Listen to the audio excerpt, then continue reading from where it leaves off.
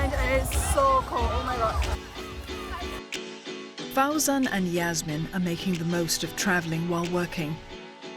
Both 29 years old, this Malaysian couple have jobs that allow them to work online from wherever they want. So they've spent the past year in the United States and Europe. In the US, we went from the West Coast, where we spent a winter in Alaska. It was the first time that we ever experienced negative 30 degrees, Celsius degrees. So after New York, we started our Europe leg of the trip. We spent a month in a 16th century French chateau, where we both had to relearn our high school French, because in the village, there was only 200 people and zero English communication skills. While many digital nomads move from Western countries to Southeast Asia, where their money can go further, Fauzan and Yasmin faced the opposite situation and made a different decision. The Malaysian ringgit hit a 26-year low in February, making their bucket list trip even harder on the wallet. In all, they estimate they spent about $3,200 a month on the road, about 15,000 ringgit, about twice what they would have paid in Asia. That includes flights, accommodation, food, and activities. They reduced costs by pre-booking travel early, searching for cheap accommodation and cooking at home.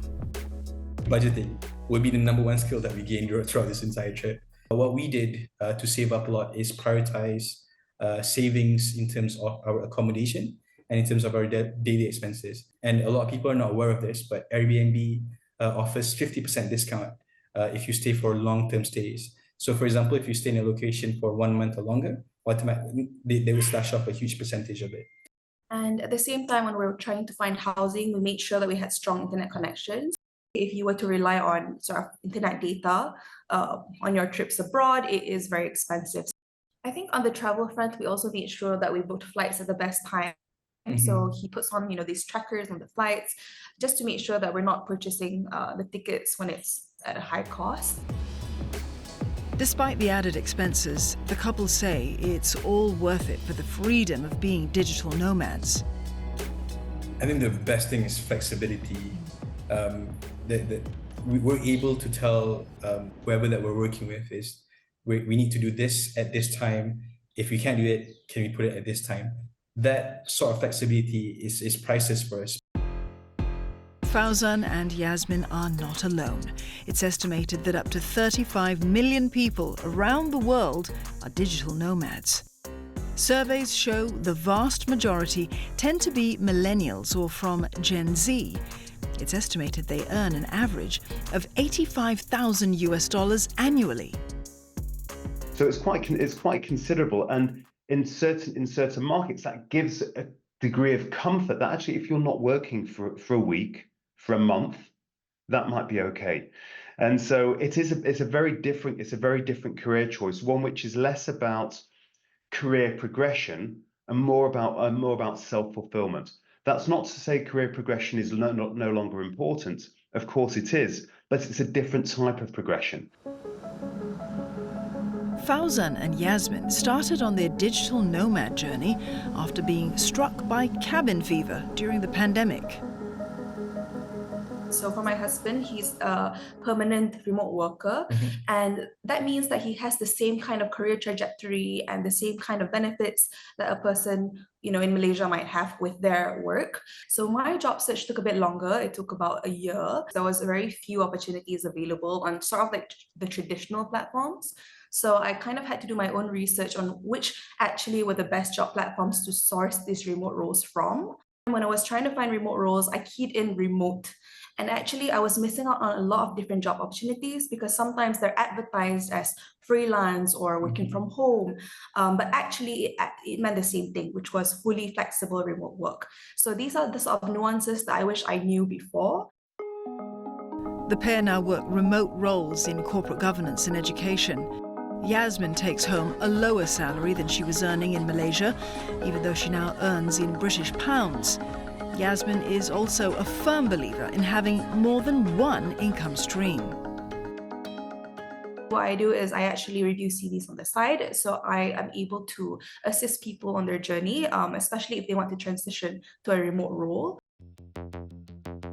Besides finding a remote job, the transition to being a digital nomad often requires a revaluation of finances. In Fauzan and Yasmin's case, this involved tightening their purse strings to build up an emergency fund. Experts recommend having 3 to 6 months' worth of living expenses to cover unexpected costs or periods without income, and enough travel insurance to deal with any medical issues that crop up.